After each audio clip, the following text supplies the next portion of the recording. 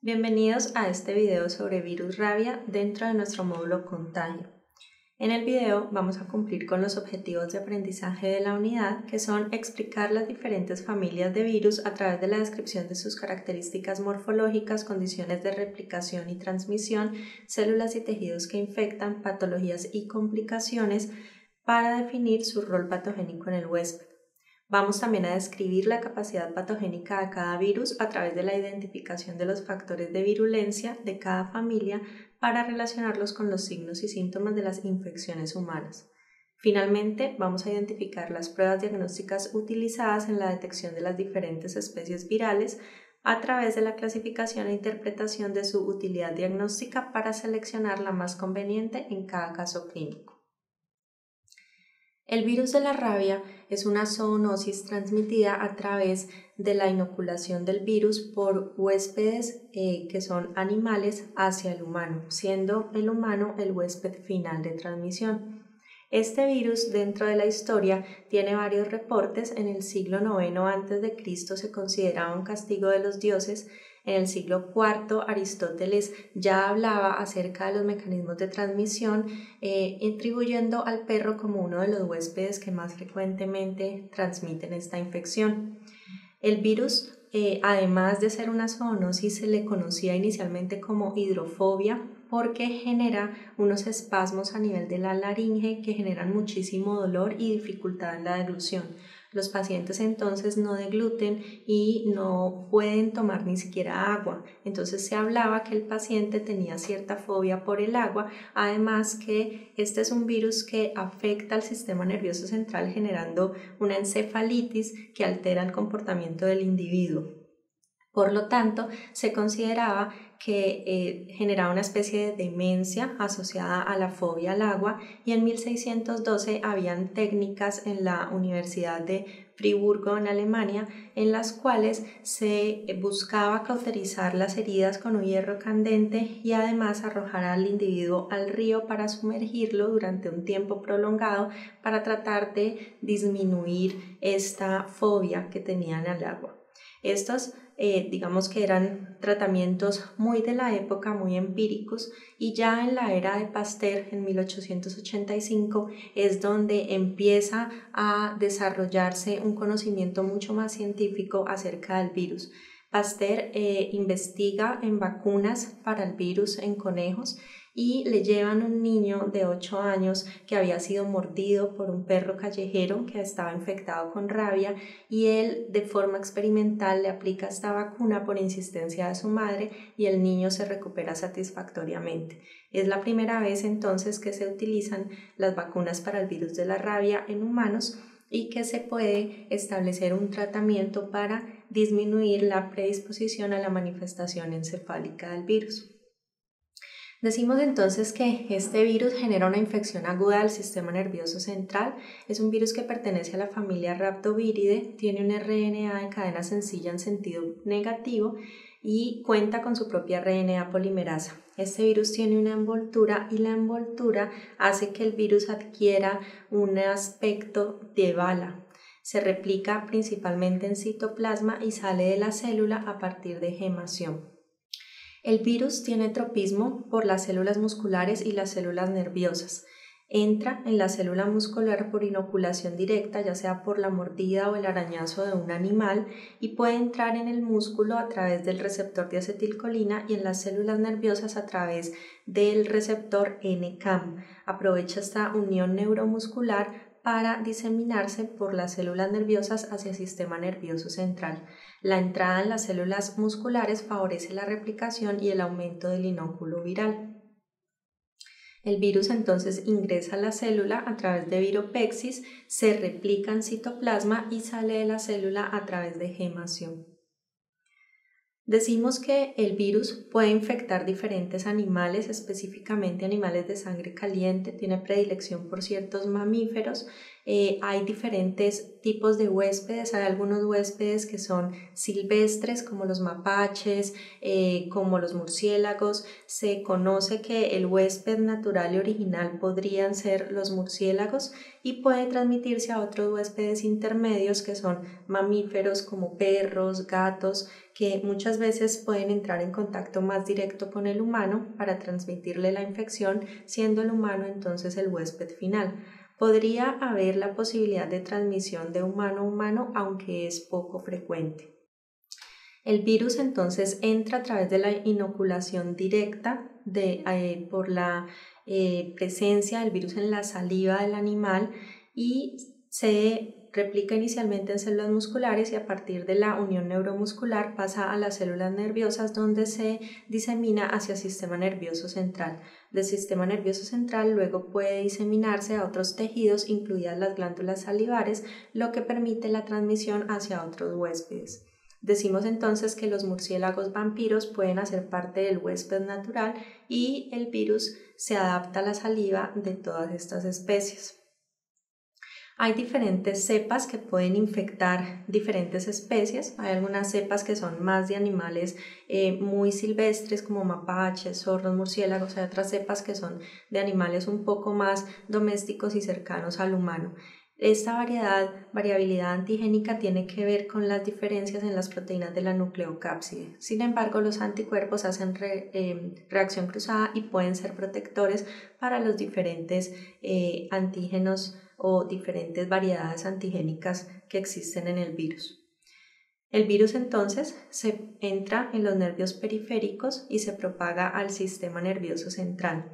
El tiempo que se demora en llegar al sistema nervioso central va a depender del sitio de la inoculación. Hay algunos reportes de que el virus podría transmitirse por la inhalación de aerosoles, por ejemplo, de secreciones de ciertos animales, orina, por ejemplo, de los murciélagos. Sin embargo, lo más frecuente es que se dé por la inoculación directamente en el músculo. El virus entonces entra y por los nervios periféricos se disemina al sistema nervioso central, tiene predilección por la materia gris. Después de la replicación en el sistema nervioso central por los nervios autónomos puede diseminarse a otros tejidos como la conjuntiva, el corazón, riñón, las glándulas salivares, lo que favorece su permanencia en la saliva y su transmisión, y las manifestaciones en el sistema nervioso central generan una encefalitis que conduce a la muerte. Es una enfermedad que tiene una letalidad muy alta. La transmisión a través de la saliva, la permanencia en saliva y la activación de los mecanismos de salivación en animales favorece entonces la transmisión.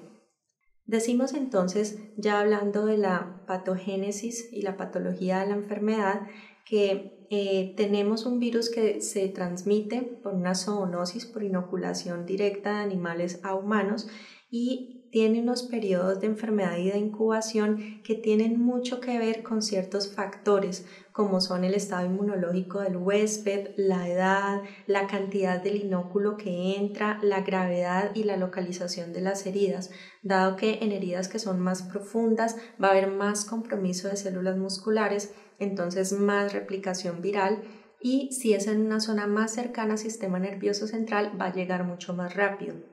De esto entonces va a depender el periodo de incubación, que tiene un promedio entre 1 y 2 meses, pero se han reportado casos de una semana hasta 19 años, siendo periodos de incubación pues bastante largos. Decimos entonces que es una zoonosis por el contacto directo con saliva que nos puede llevar a una encefalitis aguda fulminante. Existen dos tipos de enfermedad por virus rabia, la rabia clásica y la rabia no clásica. La rabia clásica puede tener dos manifestaciones, la encefálica o furiosa y la paralítica o muda. La rabia clásica es transmitida principalmente por mamíferos como perros y gatos, y la rabia no clásica es transmitida principalmente por animales silvestres como murciélagos o mapaches o algunos zorros de campo. Vamos a hablar específicamente de las fases en la clínica del virus rabia. Empezaremos hablando de la rabia clásica. Recordemos que la rabia clásica es la transmitida por animales como perros y gatos, que son animales más cercanos al humano. La primera fase se llama fase prodrómica breve. Esta fase es una fase que empieza una vez se acaba el periodo de incubación y empiezan ciertos síntomas similares a una virosis, como son malestar, anorexia, cefalea, fotofobia, un poco de náuseas, vómito, y ya empieza a haber un poco de dolor a nivel de la faringe, generando un poco de dificultad con la deglución. Estos síntomas acompañados de fiebre. En la fase prodrómica hay posibilidad de intervenir con los protocolos de tratamiento con los que contamos actualmente. Luego pasa el individuo, si no es tratado, a la fase neurológica aguda. En la fase neurológica aguda es cuando el virus ya se encuentra a nivel del sistema nervioso central y entonces el individuo empieza a tener algunos cambios en su comportamiento. Empieza a aparecer nerviosismo, aprensión, algunas alucinaciones, cambios en el comportamiento normal del paciente, empieza a haber un aumento en la sobreactividad simpática, lo que favorece el lagrimeo, y un aumento en la salivación, lo que en animales va a facilitar los mecanismos de transmisión. Genera la deglución algunos espasmos dolorosos porque ya empieza a haber un compromiso mayor a nivel de la faringe, y allí es donde empieza esta hidrofobia, y es que el individuo no puede deglutir. Esta fase neurológica aguda en la rabia clásica puede ser encefálica o furiosa o puede ser paralítica o muda. La encefálica o furiosa es cuando el individuo en esta fase habla muchísimo, tiene un comportamiento muy agresivo, habla con palabras soeces, agrediendo a las personas con las cuales se relaciona. Mientras que aquellos que tienen la manifestación paralítica o muda son individuos que durante esta fase tienden a ser muy callados, dejan de hablar y no se comunican con las personas que los rodean. Si el individuo progresa, va a pasar a la fase de convulsiones, coma y muerte, donde el 99% de los pacientes fallecen. Empieza a haber parálisis paulatina de todos los músculos, y cuando involucra los músculos respiratorios, pues va a generar paros cardiorrespiratorios, y las parálisis progresivas pueden ir apareciendo aproximadamente en el 20% de los casos. Cuando los pacientes están en la fase neurológica aguda, no hay posibilidad de intervención con el protocolo que contamos actualmente, que mencionaremos más adelante. En la rabia no clásica vamos a tener las mismas tres fases: prodrómica breve, fase neurológica aguda y la fase de coma, pero los síntomas varían un poco. Recordemos que la rabia no clásica es transmitida por animales silvestres, principalmente el murciélago, es muy poco frecuente, pero en la fase prodrómica breve el paciente puede empezar ya a experimentar espasmos musculares en diferentes músculos, incluida la faringe, hay fiebre, hipertensión, taquicardia.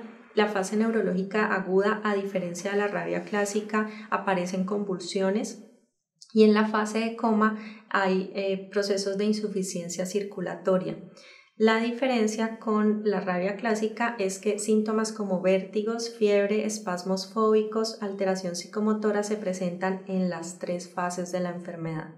Igual que en la rabia clásica, tenemos oportunidad para intervenir únicamente en la fase prodrómica breve. Vemos entonces que algunos investigadores nos han reportado ciertas infecciones a partir de estos huéspedes que poco se relacionan con el hombre, como es los murciélagos, como los mapaches, y esa transmisión y esa aparición de ciertos casos de rabia no clásica tienen mucho que ver con el desequilibrio ecológico y los asentamientos humanos y la invasión hacia las zonas donde normalmente viven estas especies. Los murciélagos que están infectados con virus rabia tienen alteración en sus mecanismos de localización, y entonces tienden fácilmente a caer o a chocarse con individuos, lo que podría facilitar la transmisión. En el caso de los perros o gatos que son mascota, pueden tener esta misma manifestación, en los animales el periodo de incubación puede durar 8 días y van a pasar por las mismas 3 fases que pasa el humano, siendo entonces en la fase neurológica aguda una fase en la cual el animal cambia completamente su comportamiento, se vuelve muy agresivo, la actividad simpática favorece la presencia del virus en saliva, lo que va a favorecer entonces la transmisión. Por lo tanto, existen vacunas que se trabajan en perros y gatos de forma preventiva y deben vacunarse a los 3 meses de edad, al año y hacer refuerzos cada año. Para el diagnóstico de laboratorio se puede hacer identificación antigénica a través de inmunofluorescencia o tinción de muestras del paciente por pruebas moleculares como el RT-PCR, o se pueden observar los corpúsculos de Negri, sobre todo en pacientes en las autopsias para hacer el diagnóstico post-mortem. La serología también se puede trabajar a partir de inmunofluorescencia. Los corpúsculos de Negri son inclusiones citoplasmáticas que se pueden encontrar en las células nerviosas que están infectadas, y estas inclusiones citoplasmáticas lo que nos están mostrando es la abundancia de cápsides virales. Se puede encontrar en humanos y en animales excepto en los murciélagos, y es un signo patognomónico que puede ayudar a orientar el diagnóstico post-mortem. En cuanto a la epidemiología, actualmente se registran 50.000 casos por año en el mundo.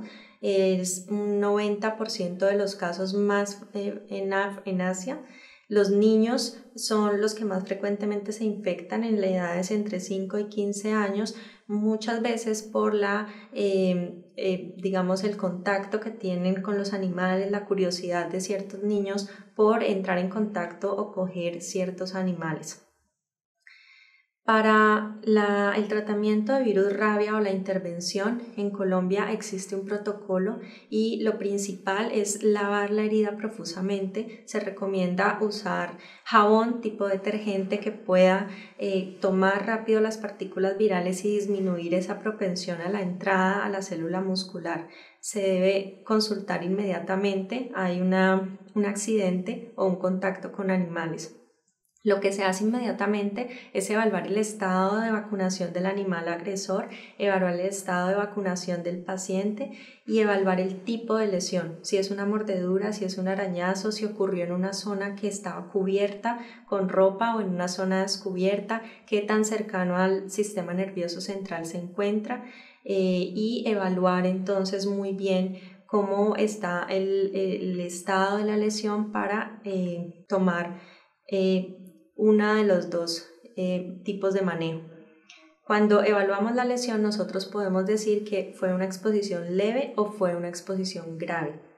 Si el individuo tiene una exposición leve, es porque tuvo una mordedura o un arañazo o una lamedura en un sitio cubierto, y lo que se debe hacer es lavar la herida profusamente con jabón y administrar la vacuna. Es importante tener en cuenta que la vacuna para rabia no es una vacuna que se administre de forma preventiva a la población en general, porque la vacuna puede generar neurotoxicidad. Entonces es una vacuna que se aplica únicamente en el momento en que el paciente tiene una exposición. En el caso de la exposición leve se aplica la vacuna. Cuando tenemos exposición grave, que puede ser una mordedura en sitio cubierto o descubierto, un arañazo, una lamedura directamente en mucosas o en piel que esté previamente lesionada, que esté provocado por un animal silvestre o un animal callejero con síntomas, o un animal al que se le pruebe diagnóstico positivo para rabia. Cuando hay una exposición grave, que pueda encontrarse además en cuello o en cara, podemos entonces hacer atención inmediata, lavar rápidamente la herida, y no solamente vamos a administrar vacunas, sino que también vamos a administrar sueros. Recordemos que los sueros hacen parte de los mecanismos de inmunidad pasiva.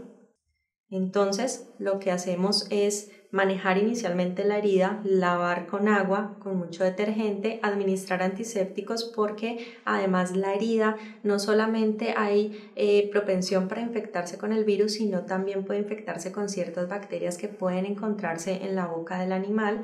Hay que administrar antibiótico al paciente.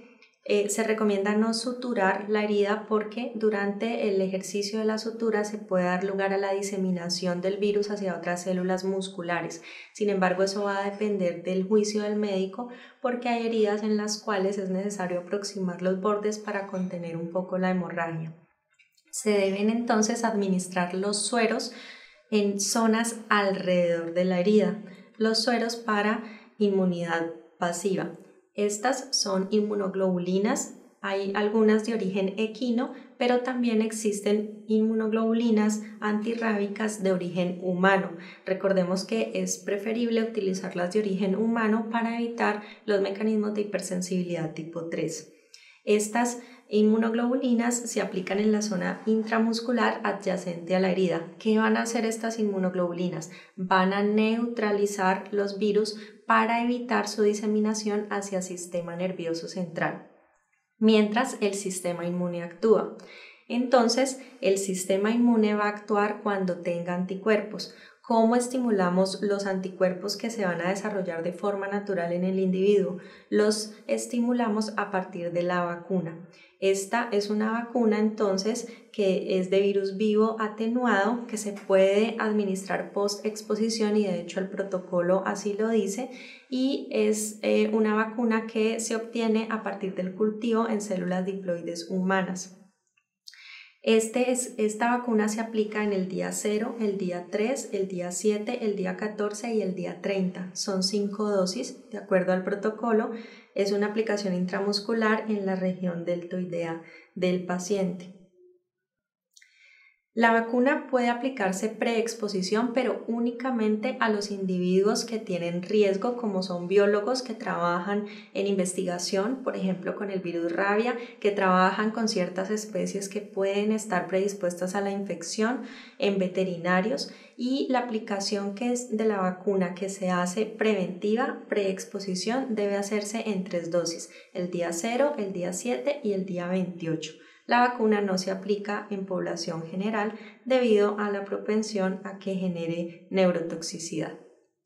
En resumen, entonces decimos que el virus de la rabia es un virus de RNA, cadena sencilla en sentido negativo, es un virus envuelto que tiene una forma de bala, es una zoonosis, ya que es la transmisión de animales al humano. Existen 2 tipos, rabia clásica y rabia no clásica. Recordemos, rabia clásica es la que se transmite por animales domésticos más cercanos al humano.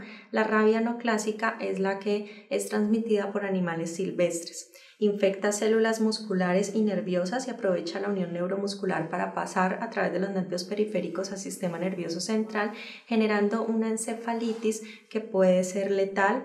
Tiene 3 fases, la fase prodrómica breve, que es la fase donde empiezan a aparecer síntomas como fiebre, malestar general, similares a una virosis, donde tenemos oportunidad de aplicar el protocolo de manejo. Luego está la fase neurológica aguda, donde el virus ya se encuentra en el sistema nervioso central y no tenemos mucha oportunidad de intervenir. Y finalmente la fase coma. Dependiendo del tipo de exposición, se debe aplicar el protocolo. Si es una exposición leve, vamos a hacer lavado de la herida y administración de la vacuna. Si es una exposición grave, vamos a hacer lavado de la herida, administración de sueros y aplicación de la vacuna. Es importante tener en cuenta que existen otros protocolos que se han trabajado y se han reportado en la literatura para intervenir en la fase neurológica aguda del paciente. Y estos protocolos son protocolos que todavía no tienen un respaldo científico y es la inducción del coma del paciente a través de métodos farmacológicos para disminuir el metabolismo de las células en el sistema nervioso central y facilitar que mientras no haya replicación activa del virus, el sistema inmune pueda actuar para lograr contener los mecanismos de infección. Hasta aquí entonces vemos este video acerca del virus de la rabia. Muchas gracias.